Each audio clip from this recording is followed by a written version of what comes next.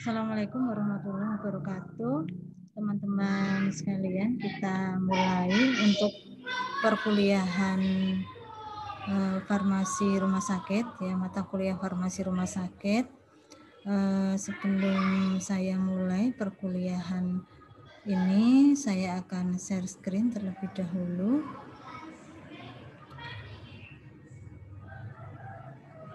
Baik ya, jadi untuk pertemuan pertama ini kita akan membahas tentang perencanaan dan pengadaan perbekalan farmasi. Ya, jadi kalau kita ingat lagi tentang pelajaran manajemen atau pengelolaan perbekalan farmasi, bahwa manajemen atau pengelolaan perbekalan farmasi itu adalah suatu siklus yang dia itu dimulai dari tahap perencanaan, kemudian tahap pengadaan, kemudian penerimaan, kemudian ada tahapan penyimpanan, kemudian ada tahapan pendistribusian, ya, kemudian ada tahapan pemusnahan, ada tahapan pelaporan, ya. Jadi merupakan suatu pekerjaan yang dimulai dari suatu perbekalan farmasi itu tidak ada sampai akhirnya menjadi tidak ada lagi, ya. Nah itu ya, dari setiap tahapannya itu nanti kita pasti akan selalu terlibat ya di dalamnya, ya, sehingga kalian semua harus tahu ya tahapan-tahapannya, hal-hal apa yang harus diperhatikan pada setiap tahapan. Ya, kita mulai dari perencanaan. Jadi kalau kita misalnya akan mendirikan suatu rumah sakit baru itu ya, ada rumah sakit baru, kemudian kita terlibat dalam di dalam farmasi, ya, kita nanti akan mulai dengan yang namanya nanti harus melengkapi berbagai perbekalan farmasi. Atau kalaupun tidak baru pun setiap periode tertentu pasti selalu dilakukan perencanaan perbekalan farmasi. Ya, misalnya tahun ini merencanakan perbekalan farmasi untuk tahun depan. Ya, bulan ini merencanakan perbekalan farmasi untuk bulan depan, ya. Nah, seperti itu. Nah, kenapa dalam dalam manajemen itu diperlukan manajemen pengelolaan perbekalan farmasi itu ada tahap perencanaan. Nah, ini dan tahapan-tahapan berikutnya, ya, karena yang namanya perbekalan farmasi ini ternyata digunakan, ya, jadi lebih dari 90% pelayanan kesehatan di rumah sakit itu menggunakan perbekalan farmasi. Ya, jadi setiap pelayanan itu hampir dipastikan menggunakan perbekalan farmasi. Ya, dokter memeriksa pasien, memberikan injeksi atau melakukan pemeriksaan, meminta melakukan pemeriksaan lab atau pasien opnam atau kemudian cek lab atau kemudian dia memang membutuhkan peralatan obat-obatan tertentu, nah itu hampir 90% setiap tindakan yang dilakukan di rumah sakit terhadap pasien itu pasti menggunakan perbekalan farmasi. Nah, kemudian ternyata 50% pemasukan rumah sakit itu juga berasal dari pengelolaan perbekalan farmasi. Ya, jadi pemasukan rumah sakit itu separuh lebih itu adalah dari perbekalan farmasi. Sehingga ya karena perbekalan farmasi ini dia memainkan peranan yang sangat vital untuk keberlangsungan pelayanan di rumah sakit, maka perbekalan farmasi ini harus dikelola secara cermat dan bertanggung jawab. Ya, dan perencanaan itu adalah bagian dari pengelolaan, ya. Tadi saya sampaikan bahwa yang namanya pengelolaan itu adalah tahapan yang dia dimulai dari perencanaan, pengadaan, penyimpanan, ya, penerimaan, penyimpanan, pendistribusian, dan seterusnya. Ya, perencanaan itu merupakan bagian atau tahap awal dari pengelolaan. Nah, perencanaan itu sendiri adalah suatu kegiatan dalam rangka untuk pemilihan jenis, jumlah, dan harga perbekalan farmasi yang sesuai dengan kebutuhan dan anggaran untuk menghindari kekosongan obat dengan menggunakan metode yang dapat dipertanggungjawabkan. Ya, jadi perencanaan ini adalah suatu kegiatan dalam rangka kita memilih jenis perbekalan farmasi apa saja yang kita perlukan. Kemudian jumlahnya berapa dari masing-masing perbekalan farmasi itu yang diperlukan. Nah, kemudian harga juga harus kita pertimbangkan ya. Berapa anggaran kita ya untuk bisa memenuhi kebutuhan perbekalan farmasi yang diperlukan di rumah sakit tersebut. Nah, ini tentu kita harus memilih harga ya, karena biasanya anggaran itu terbatas dan kebutuhan itu biasanya melebihi dari anggaran. Nah, bagaimana nanti mengelola anggaran itu agar supaya nanti semua perbekalan farmasi itu bisa terpenuhi. Nah, mengapa harus dilakukan perencanaan? Ya, perencanaan ini harus dilakukan adalah supaya kita mampu atau kita mendapatkan perkiraan jenis apa saja toh perbekalan farmasi yang diperlukan, kemudian berapa toh jumlahnya yang diperlukan gitu ya. Nah, kalau sudah seperti itu, maka nanti dengan perencanaan yang baik, maka kita akan melakukan pengadaan yang sesuai dengan kebutuhan. Sesuai dengan kebutuhan itu ya mendekati apa yang kita perlukan gitu ya. Tidak kemudian terjadi kosong ya, kekurangan, kemudian pasien tidak terlayani atau bahkan lebih gitu ya. Sehingga kemudian menjadi boros. Sehingga menjadi barang itu numpuk di rumah sakit atau kemudian dia menjadi rusak atau dia menjadi kadaluarsa. Nah, itu tujuan yang pertama sehingga memperoleh jenis dan jumlah yang mendekati kebutuhan. Sama persis dengan kebutuhan kayaknya tidak mungkin gitu ya. Ternyata perencanaan tahun 2021 itu ternyata bisa pas gitu ya. Ternyata jenis yang dibutuhkan ini jumlahnya sekian bisa pas. Itu nggak akan mungkin terjadi ya. Biasanya pasti melenceng ya, tetapi ya boleh melenceng asal tidak terlalu banyak gitu ya. Ya, jadi perencanaan ini dilakukan untuk memperkirakan jenis dan jumlah obat dan perbekalan farmasi yang lain yang mendekati kebutuhan gitu ya. Kemudian yang kedua adalah menghindari kekosongan obat. Gitu ya. Jangan sampai obat itu kosong. Kenapa kosong? Karena perencanaannya nggak bagus gitu ya. Nah, jangan sampai itu terjadi kekosongan obat, kemudian pasien menjadi tidak terlayani dengan baik. Kemudian tujuan perencanaan selanjutnya adalah meningkatkan penggunaan obat secara rasional. Ya, jadi jangan sampai ini ya, misalnya begini, seorang pasien itu memerlukan obat A, B, C, D. Nah, ternyata karena perencanaannya kurang baik, gitu ya, maka obat B itu ternyata kosong. Sehingga pasien itu hanya mendapatkan obat A, C, dan D. Maka akhirnya ya pengobatan kepada pasien itu menjadi tidak sesuai dengan yang seharusnya atau menjadi tidak rasional. Atau kemudian ternyata barangnya itu berlebih gitu ya. Barangnya itu berlebih ya, macam obatnya ternyata berlebih sehingga misalnya pasien itu hanya memerlukan obat A, B, C ya. Yang ia perlukan adalah obat A, B, C. Tapi ternyata kemudian dokter itu memberikan obat A, B, C, D yang sebenarnya obat D ini tidak diperlukan. Mengapa dokter menambahkan obat D?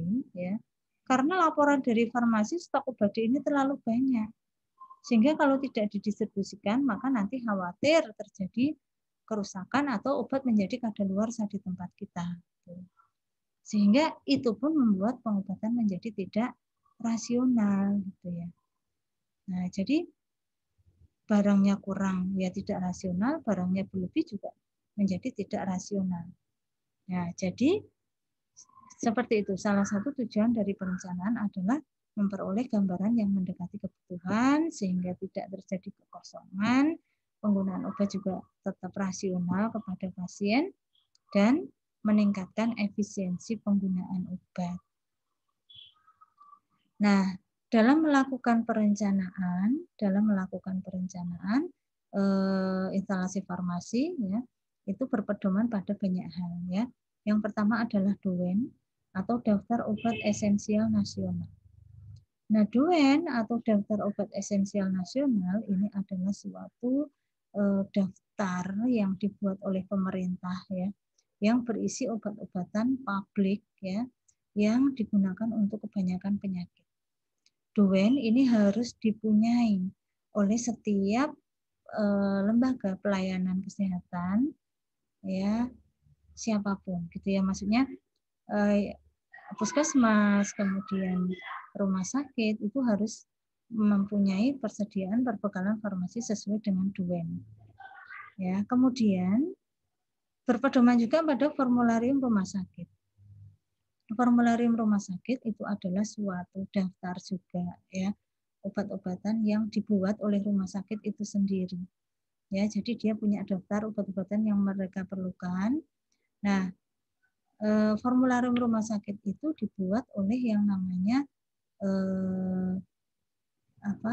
panitia farmasi dan terapi ya, atau komite farmasi dan terapi ya, di mana mereka itu adalah orang-orang yang atau suatu kepanitiaan ya, suatu kepanitiaan di suatu rumah sakit yang terdiri dari dokter ya, dokter-dokter yang mewakili spesialisasinya masing-masing, kemudian juga ada apoteker, kemudian juga ada perawat juga ya, yang kemudian mereka merumuskan gitu ya, merumuskan daftar obat apa saja sih yang diperlukan untuk rumah sakit tersebut. Nah, itu kemudian menjadi acuan untuk melakukan perencanaan. Kemudian standar terapi rumah sakit ya, standar terapi rumah sakit itu adalah suatu pedoman pengobatan gitu ya. Misalnya pasien tipes ya. Standar pengobatan pasien tipes itu adalah misalnya ya antibiotik, ya, kemudian antipiretik ya, kemudian multivitamin apa gitu misalnya ya. Maka itu adalah standar terapi untuk tipes ya. Nah, nanti di rumah sakit itu diperkirakan penyakit apa saja yang nanti akan ada gitu ya. Jadi tren penyakitnya itu seperti apa. Nah, dan setiap penyakit itu standar terapinya bagaimana. Nah, itu nanti akan mendasari perencanaan perbekalan farmasi ya. Tentu kalau standar terapi rumah sakit itu digunakan, maka antara satu rumah sakit dengan rumah sakit yang lainnya nanti tentu berbeda gitu ya. Karena tren penyakit ya, misalnya kalau di Jogja itu tren penyakitnya apa, maka setiap satu penyakit punya standar pengobatannya kan. Oh, DB misalnya, DB itu standarnya adalah infus, RL, kemudian paracetamol ya, kemudian multivitamin misalnya. Nah, maka nanti itu DB, nanti penyakit yang lain apalagi. Nah, nanti dengan seperti itu kita akan tahu, oh berarti kira-kira perencanaan kita nanti mau apa saja. Itu salah satunya adalah menggunakan standar terapi rumah sakit. Kemudian anggaran yang tersedia. Nah, ini tentu anggaran ini menjadi prioritas juga ya dalam perencanaan. Karena biasanya kita dibatasi oleh anggaran ya. Kalau tidak dibatasi oleh anggaran, semua perbekalan farmasi inginnya dibeli gitu ya. Tapi kan kita dibatasi oleh anggaran sehingga hanya yang benar-benar kita butuhkan yang nanti akan dilakukan pembelian atau pengadaan. Kemudian penetapan prioritas. Nah, karena kita dibatasi oleh anggaran, maka kemudian melakukan penetapan prioritas gitu ya.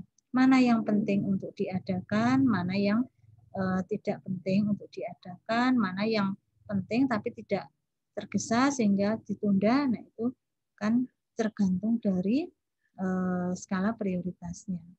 Kemudian siklus penyakit. Nah, siklus penyakit ini ya pola penyakit ya yang ada di sekitar rumah sakit tersebut itu apa saja.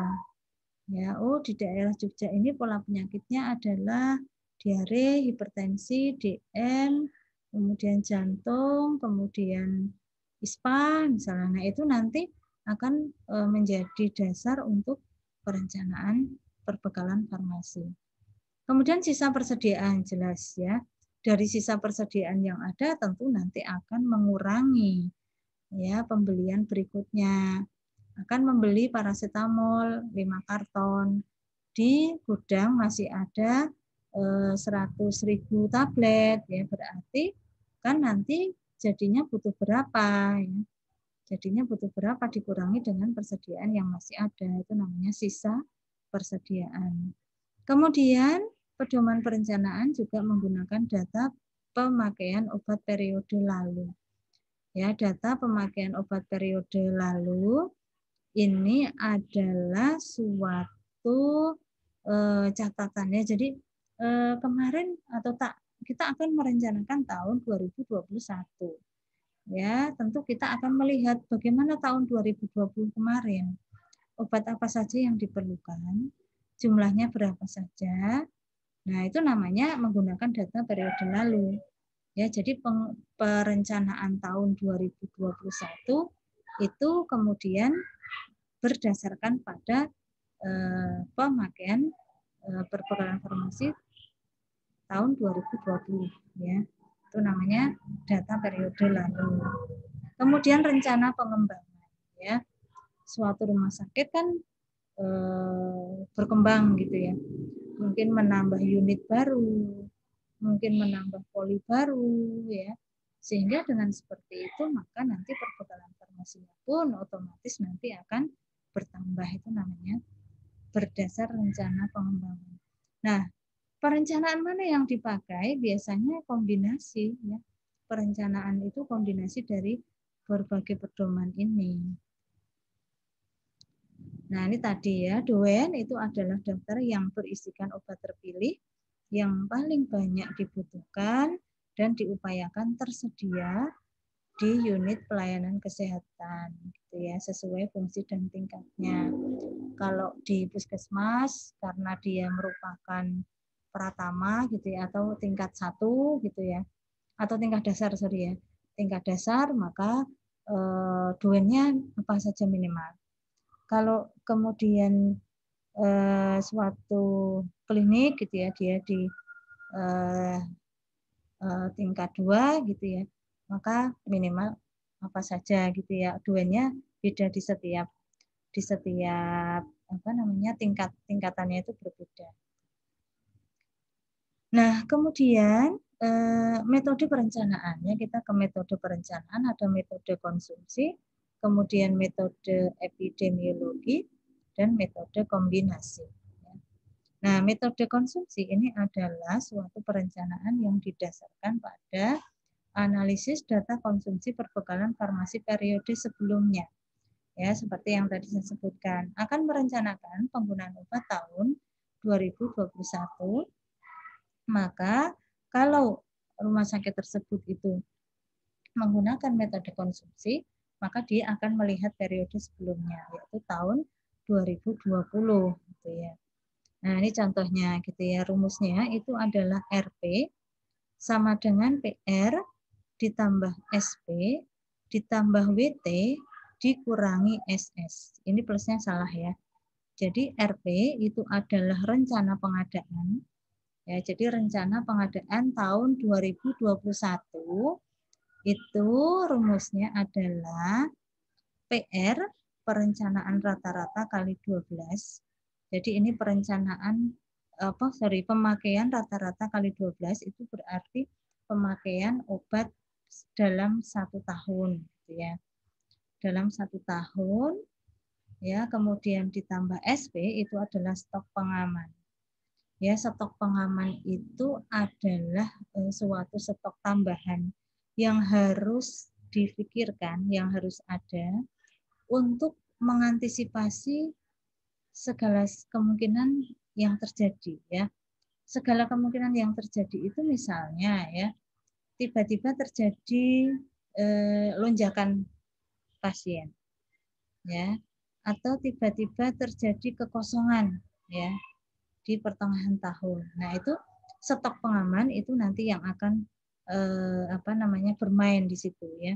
Jadi mengantisipasi hal-hal yang tidak diinginkan ya, terjadinya kekosongan, terjadinya lonjakan kebutuhan. Nah, stok pengaman itu nanti yang akan mengamankan gitu ya, menyelamatkan. Kemudian WT itu adalah waktu tunggu. Jadi waktu tunggu ini maksudnya adalah waktu kita pesen ya, waktu kita order sampai barang itu datang itu kan kalau suatu rumah sakit itu kan lama, antara 3 sampai 6 bulan. Ya, karena rumah sakit itu rata-rata dia menggunakan open tender atau open tender itu adalah lelang terbuka gitu ya. Lelang terbuka itu biasanya dari persiapan sampai kemudian barang itu bisa datang itu jangka waktunya lama. 3 sampai 6 bulan ya. Berbeda kalau kita kerja di apotek itu kan pesannya kan pesan langsung gitu ya. Kita order pagi nanti siang dikirim atau sore dikirim atau paling lambat besok sudah dikirim. Jadi tidak perlu menunggu waktu yang begitu lama. Itu beda ya. Kalau di rumah sakit itu waktu tunggu itu bisa lama banget gitu ya. Sehingga kita harus pikirkan itu juga. Kemudian SS adalah sisa stok ya. Jadi, misalnya kita akan melakukan perencanaan tahun 2021, maka rumusnya adalah pemakaian rata-rata selama tahun 2020 ditambah stok pengaman itu antara 10 sampai 20%, kemudian ditambah waktu tunggu, kemudian dikurangi dengan sisa stok. Nah, coba kita lihat contoh perhitungan seperti ini ya. Misalnya gitu ya. Pemakaian paracetamol tablet tahun 2015 Januari sampai Desember sebanyak 2.500.000 tablet untuk pemakaian selama 10 bulan ya. Jadi pemakaian selama 1 tahun 2015 itu 2.500.000 tablet ya. Dan ini ternyata pemakaian hanya untuk 10 bulan dikarenakan pernah terjadi kekosongan selama 2 bulan. Ya. Sehingga 2.500.000 itu adalah hanya 10 bulan karena 2 bulan itu pernah terjadi kekosongan. Kemudian sisa stok per akhir Desember 2015 itu adalah 100.000. Nah, kita akan menghitung berapa sih kebutuhan di tahun 2016 ya. Tahun 2016 dengan data di tahun 2015 adalah seperti ini. Ya, yang pertama kita akan menghitung ini dulu ya. Kita akan menghitung pemakaian rata-rata atau PR-nya dulu. Ya, pemakaian rata-rata selama 1 tahun.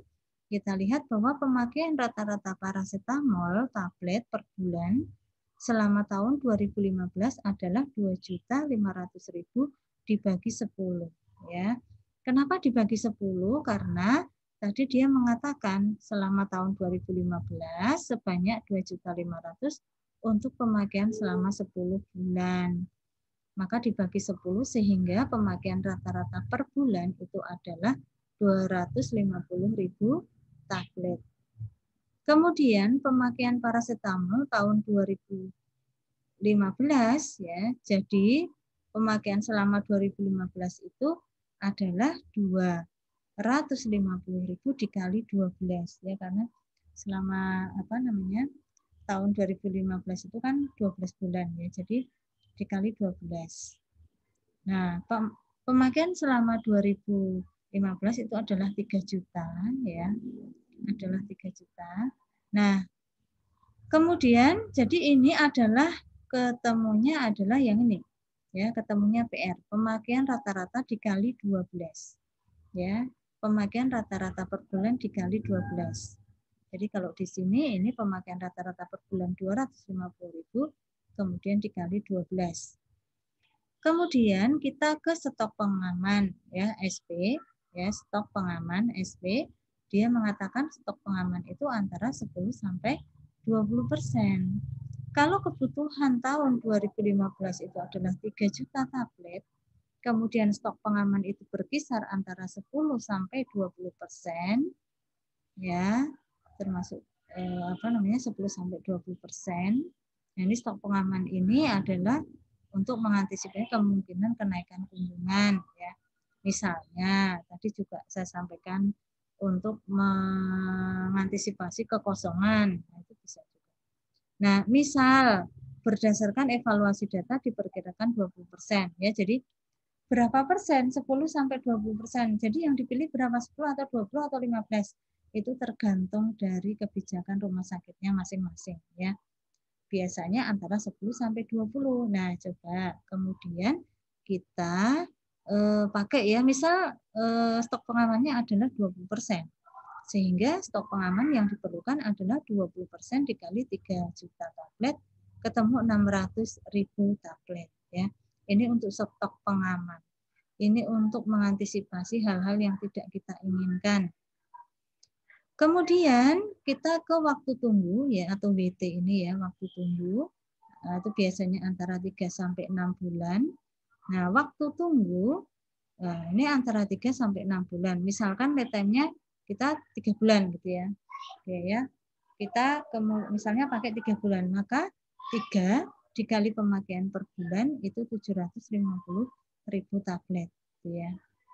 Jadi PR-nya itu adalah 3 juta, kemudian SP-nya itu adalah 600.000, kemudian WT-nya itu adalah 750.000, maka kebutuhan paracetamol tahun 2016, sorry, ya, ini salah ketik. Tahun 2016 itu adalah PR ditambah SP ditambah WT, ya. PR pemakaian rata-rata selama 1 tahun, SP itu adalah stok pengaman, WT itu adalah waktu tunggu, ya. Tadi masing-masing sudah kita hitung. PR-nya itu adalah 3 juta, kemudian ditambah SP, stok pengamannya adalah 600.000, dan WT waktu tunggunya adalah 750.000.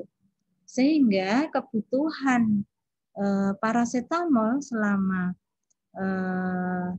untuk tahun 2016, ya, berdasarkan pada pemakaian 2015 itu adalah kebutuhannya 4.350.000 tablet, ya. 4.350.000 tablet ini adalah kebutuhannya.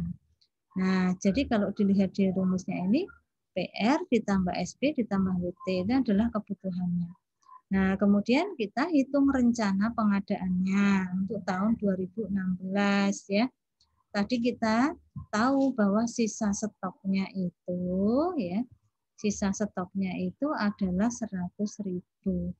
Kalau kebutuhannya itu adalah 4.350.000 tablet dan sisa stoknya itu adalah 100.000, maka pengadaan perbekalan farmasi tahun 2016 itu adalah 4.350.000 dikurangi 100.000, sehingga ketemunya adalah 4.250.000 tablet, ya. Jadi ini adalah perhitungan atau perencanaan dengan menggunakan metode konsumsi, ya. Oke, kemudian apa kelebihan dari metode konsumsi? Metode ini mudah, gitu, ya. Kita tinggal lihat data tahun sebelumnya, ya. Tidak membutuhkan data epidemiologi maupun standar pengobatan, itu enggak perlu, ya. Tidak perlu penyakitnya apa saja, ya. Kemudian standar pengobatannya apa saja, kemudian itu enggak perlu, ya. Kita tinggal melihat, oh, pemakaian AMOK tahun lalu sekian, kita akan kemudian menghitung tahun berikutnya berapa, ya. Oh, pemakaian antalgin sekian, oh, tahun berikutnya nanti berapa. Itu namanya metode konsumsi. Nah, jika data konsumsi tercatat dengan baik, jika data-data itu lengkap, kemudian pola peresepannya tidak berubah, ya. Artinya peresepan dokter ya gitu-gitu aja, gitu, ya. Misalnya akan meresepkan ISPA, maka obatnya adalah antibiotik ini. resepnya gitu terus ya. Jadi pola peresepannya tidak berubah, kemudian data konsumsinya tercatat dengan baik, maka kebutuhan perbekalan farmasi dari tahun ke tahun itu biasanya relatif konstan. Nah, kemudian kita ke metode epidemiologi. Ini adalah metode yang didasarkan pada pola penyakit, ya. Kemudian data jumlah kunjungan, kemudian frekuensi penyakit dan standar pengobatan yang ada. Ya, jadi kalau ini berdasarkan pada pola penyakitnya apa ya besok itu ya, kemudian standar pengobatannya apa saja ya.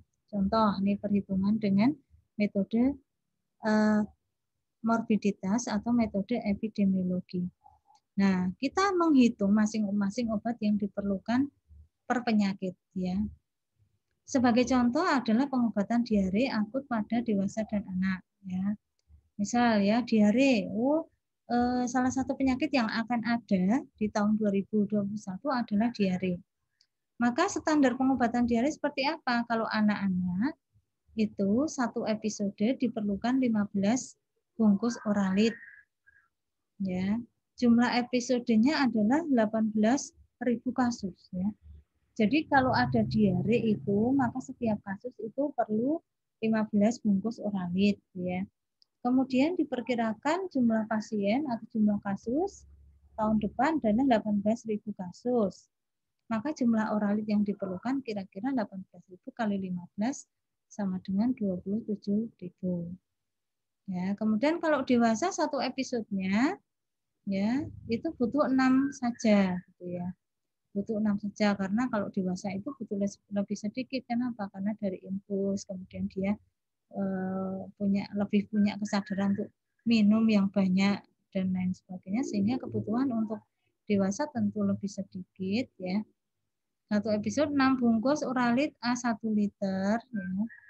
Kemudian jumlah episodenya 10.800 kasus, maka jumlah oralit yang diperlukan adalah 10.800 kali 6 bungkus ketemu 64.800 bungkus ya. Itu adalah metode epidemiologi.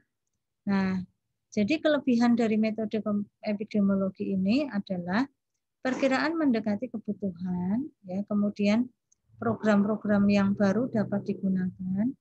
Jadi program baru itu maksudnya besok itu akan ada poli baru gitu ya. Akan ada poli baru, kemudian nanti pengobatannya seperti apa, maka nanti tentu akan berpengaruh pada rencana pengadaannya gitu ya. Kemudian pola pengobatannya dapat dikembangkan. Kalau sebelumnya itu dengan metode konsumsi itu akan berjalan dengan baik apabila pola pengobatannya relatif konstan gitu ya. Peresepannya gitu-gitu aja gitu ya. Maka kebutuhan obatnya relatif gitu-gitu aja juga. Tetapi kalau dia metode epidemiologi atau metode morbiditas ini pola pengobatannya bisa dikembangkan. Sekarang standar terapinya untuk penyakit diabetes itu atau penyakit ISPA atau penyakit tifus itu sudah tidak menggunakan chloramphenicol, tapi sekarang menggunakan thiamphenicol. Nah itu kan berkembang gitu ya, sehingga kalau dulu itu kebutuhannya chloramphenicol lebih banyak, maka periode berikutnya tentu nanti bukan chloramphenicol lagi, tetapi sudah berganti pada thiamphenicol misalnya. Nah, itu adalah contoh dari perencanaan dengan metode epidemiologi. Nah, kekurangannya apa? Perlu waktu banyak dan tenaga yang terampil. Nah, ini perlu orang-orang yang terampil ya, menganalisis kebutuhan, memperkirakan jumlah pasien, memperkirakan atau mempolakan nanti siklus atau tren penyakitnya seperti apa gitu ya. Perlu sistem pencatatan dan pelaporan yang baik. Kemudian dapat terjadi kekurangan obat, yang misalnya terjadi wabah gitu ya. Variasi obat juga menjadi terlalu luas ya. Kalau satu penyakit itu pengobatannya begini ya, penyakit ISPA seperti ini, penyakit DB seperti ini, diabetes seperti ini, hipertensi seperti ini. Memang nanti variasi obatnya itu juga luas ya. Nah, kemudian Lalu sistem yang lebih baik yang mana ya? Ya, setiap sistem atau setiap metode itu ada kelebihan dan kekurangannya masing-masing. Maka kemudian ada metode kombinasi. Jadi dia merupakan kombinasi dari metode konsumsi dan metode epidemiologi atau morbiditas.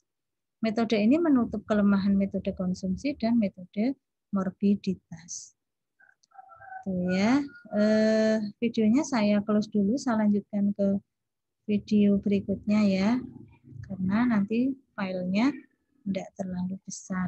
Ya, saya tutup dulu.